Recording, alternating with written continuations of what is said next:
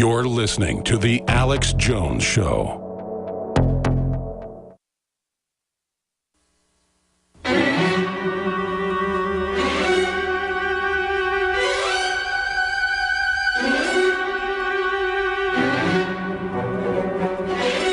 Fix bayonets.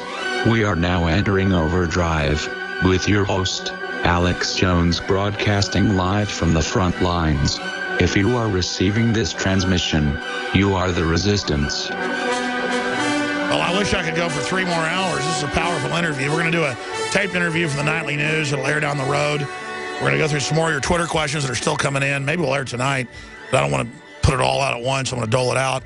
We're going to follow him up to this high school where he's going to be speaking and get some footage of that. So that should be powerful. Right now, Steve in Florida, you're on the air with the real Rick Ross. Go ahead. Yeah, good afternoon, Alex and Ricky.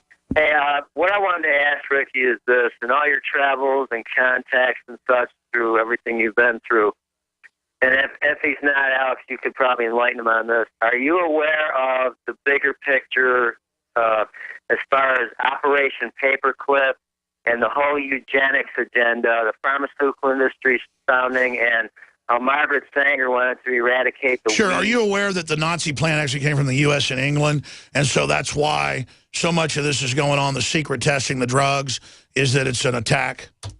No, I didn't know that. I'm totally... Well, I'll give you a film called Endgame that I produced that just goes over their whole master plan. The truth is we're living in a science fiction movie. Good to hear from you, Stephen. Let's talk to James in Michigan. You're on the air with Rick Ross. Hey, Rick, I was just wondering, I have a question for you. I want to preface by saying, the mafia, they would tell their members not to deal in that junk, but they themselves, through the French connection of one instance, were dealing it themselves. My question to you is, had you ever been shaken down by the mob for making as much money as you did? Because they always want a cut. No, I wasn't.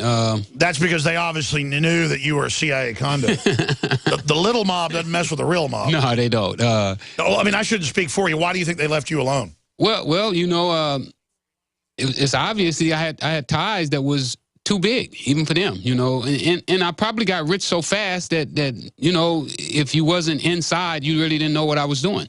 Yeah, I mean, exactly. All these fake rappers say run around and show your wealth off. You're going to get arrested in 10 minutes acting like that. Yeah. I mean, real drug dealers, folks, real mob chiefs and people are living in small houses and gated communities, keeping their head down. Yeah, nobody, if you didn't know me, you didn't know I was rich. I mean, my family, they started to know that, and they didn't know how rich I was. They knew I was wealthy, that when they called me for rent money and repossession money to get their car back, that I could do that. But they didn't know that I was making, $3 million a day and how much drugs I was selling. They didn't understand that. So the general public didn't know. Blandon knew, but everybody else didn't really know. So, and I love how they came back to burn you later just to tie up loose ends. That was really crazy to me, how they would take the guy that was supplying all the drugs. Michael said it in the movie. I mean, it was one of the parts that I really liked about my character is that Danilo was Santa Claus and I was an elk. Exactly. Exactly. So. Oh, boy. Thank you, caller. Great question. Mike in Texas, go ahead. Hey, you're probably hear from my Yankee accent. I'm from the Northeast, but I actually left that area about 5 years ago to come down here to get away from a lot of the drug culture. So for everybody who's listening to this, if you think that this is everybody who is of Caucasian descent, if you're listening to this and you think this is just a black issue, and I don't have to worry about this because this is just, some African American and his past problems. No, this is in your neighborhood. I grew up in one of the wealthiest communities in New Jersey. This is too powerful. We're going to do more overdrive. Network, can you do that? One more segment? We're going to do one more segment, and then I'm going to have you come back. We're going to, I don't want to work you too hard. You ready to do 10 more minutes, 15 more minutes? Yeah, we'll do 10 more minutes. All right, I'm going to let you get some lunch here. I know you haven't eaten since breakfast. Stay there, caller. I'm going to come back to Mike in Texas. Listen, one reason I didn't like the cops dealing the drugs where I grew up was that I had beautiful girlfriends that got on drugs and got ruined. I had buddies I played football with, that were, super handsome, great friends, had great lives. preacher's sons, you name it, lives ruined on drugs. And they were as white as Santa Claus's butt. We'll be right back.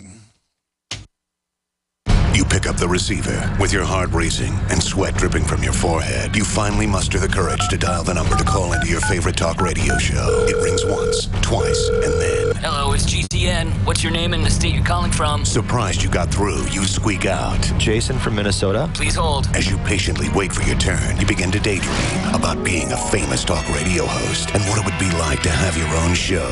Jason from Minnesota, you're up. Millions of loyal listeners worldwide waiting to call and talk to you.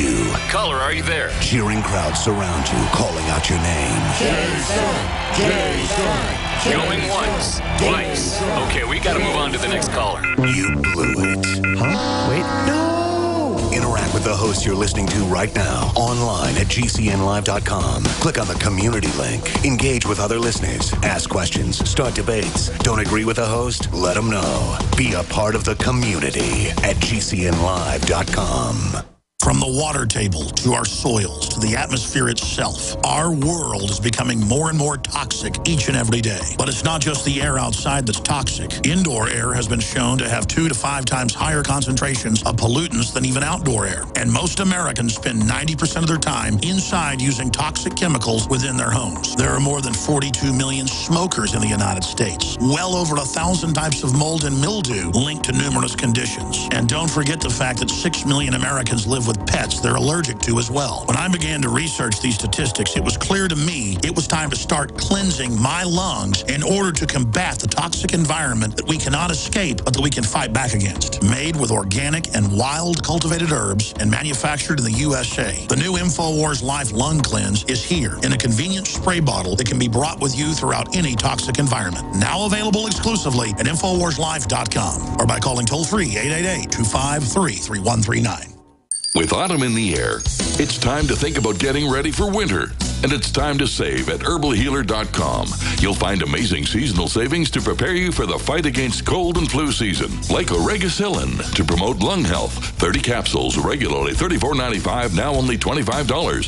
HHA Olive Leaf, the natural antiviral, normally $16.95, now 60 capsules are just $12. HHA Elderberry Power, a great flu and virus fighter, regularly $16.95, 60 capsules, now $10. Save on all our homeopathic detoxes. Choose from lungs, kidney, liver, brain, libido, or whole body, normally $26.95, now just $20. Visit herbalhealer.com and click on the Fall Winter Specials button to save on all our natural cold and flu fighting products. Also explore our Herbal Healer Academy correspondence courses that teach you how to handle your health naturally. herbalhealer.com, healing the world with nature, one person at a time, since 1988.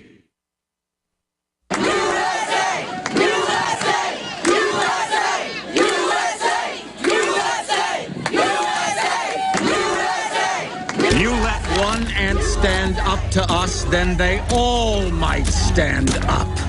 Those puny little ants outnumber us 100 to 1. And if they ever figure that out, there goes our way of life. It's not about food. It's about keeping those ants in line.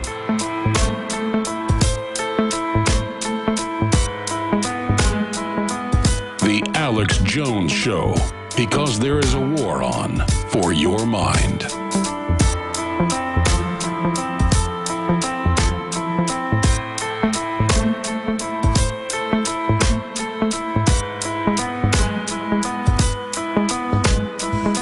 By the way, Rick Ross will be speaking at Brave New Books tonight down on Guadalupe Street. It's collective status. Oh, collective status. See, I was misunderstanding earlier. That's when I said Brave New. Okay, where are you going to be speaking tonight? I'll be at Creative Status, 516 East 6th Street, Austin, Texas. Okay, great. And what time is that going to be? Like 7 to 8:30 or so? Yeah, well, 6. I'm going to get there at 6. I'll get there at 6 to 8:30. Well, that's fantastic. And again, plug it one more time. It's Creative Status, 516 East 6th Street, Austin, Texas. All right, Creative Status tonight And that should be interesting. Hell, I'll send a film crew down there with you. That's awesome. Yeah, let's do that. Send a crew down there, and we film it and everything. Fantastic. He's here in studio with us. We're doing Overdrive so that you get a chance to talk to him. Mike, Mark, Dean. We've got some more Twitter questions. His website is IamTheRealRickRoss.com, FreewayRick.com. And let's go ahead now and go back to Mike. Mike, tell your story about moving down here to get away from the drug culture. I've got friends from like upstate New York that moved down here a decade ago. They said they moved down here as well because upstate New York, all the farmers and stuff are basically dead. And now it's just empty shopping malls and everybody's on drugs, basically. Is that what you're talking about? It is, yeah. And it's funny you say that, Alex. I was going to mention a good friend of mine that moved here from Kentucky. You know, we're in the telecom industry, but his whole family were farmers, and they can't raise farmers or coal miners. They can't make a living anymore because of all of the so-called, green laws that have been put in. And now everybody's, a meth dealer there, or grows pot. The sick thing about my situation is I have in-laws, actually ex-in-laws, who were in the police department in New York City. And they were at a very high level and always worked with drug enforcement agents whenever big busts were going to take place. Well, all of these guys that were, my family members, in-laws, who were in the police department had these beautiful, like mansion-style houses. And I would say, to my wife, my ex-wife now, I would say, I know what your brother makes, and there's no way that he can live that way. And she said, well, they make overtime, and so after years and years, I mean, I'm 50 now. This started when I was in my 30s. I would say, look, there's absolutely no way that this guy can pull down the kind of money he's making on a salary, even with overtime. There's something wrong. Well, we had cousins from my family die from drug overdoses, and I would openly say at family parties and holidays to this guy, I would say, the main kingpin in the family, how do you look at yourself knowing that you work with these people that bring this stuff into the country? And it's not just in the poor black neighborhoods. Oh, it's the rich neighborhoods, black or white or Hispanic. It's worse there because people got money. That's where the drug dealing's going on. I know. The cops never raid those houses. Now, that's the problem, is that in those houses, they don't get search warrants so easy. But in the black community, they can go into a judge and say, hey, I saw this guy selling drugs, and I saw this happening, and then the cops just come in and raid your house. But everybody knows that Listen, whites use more drugs than blacks. I know people that work at the fanciest hotel in Austin. I'll just leave it at that. The one where the president stays. In fact, I shouldn't even get into this because the point is that they'll catch people with drugs and the cops throw it in the trash can because that place doesn't want to have a rep. I mean, that's how controlled stuff is. Yeah. And the Austin Police Department's one of the better ones in the country. I mean, they're not involved in a lot of corruption compared to other departments that we've looked at because I've really looked into it. Yeah. But still, yeah, the rich areas just get left alone, basically. Oh, absolutely. And don't go to prison. Now, we're not saying that it's not in the white communities, because it absolutely is. But the blacks, when it comes to prison time in the court system, that's what you're going to see in court. Well, I've seen the statistic. I think a black person for drug crimes on average gets 5 times the sentence. Yeah, they do. It's exact same crime. You can have the same What are those judges thinking? I mean, they must be really racist. I mean, when somebody comes in there that don't look like you, and remember, with this hip-hop culture, black men have been criminalized. I mean, when you see a black guy, first thing you do is hit the lock on your door. Oh, this is thug. Well, black folks say they do that. Absolutely. Because this has been planted in everybody's mind that we're criminals. I mean, look at all our heroes. Jay-Z, Rick Ross, 50 Cent. All of these guys are talking about the criminal culture. And Dr. Dre, you got a meeting with him. You said you got cut off. What happened? Well, I started to talk to him about what was happening in Compton and that we need to do some things in Compton that would uplift our community. That there's no job development centers in Compton, that nobody is helping these people know that you can make it other ways. Like, these kids believe that Dr. Dre was a thug. Dr. Dre is not a thug. He wasn't around when I was coming up. So our kids don't understand that. They don't understand that he used turntables to get rich. They think that he sold drugs and then took that money and turned it into music, and that's not what happened. And what did he say? How did he cut you off? He told me he didn't know that this stuff was happening out there. And I was like, How could you not? So he just denies it when he knows full well it's that persona that's selling the records. Absolutely. And that he could use that now and go in and tell them a good message, and he doesn't want to do that. No. Because he wouldn't sound hard and cool and, be in all these